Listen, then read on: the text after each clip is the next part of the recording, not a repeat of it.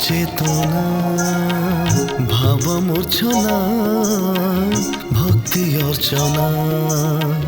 विषय विष करे उश्वास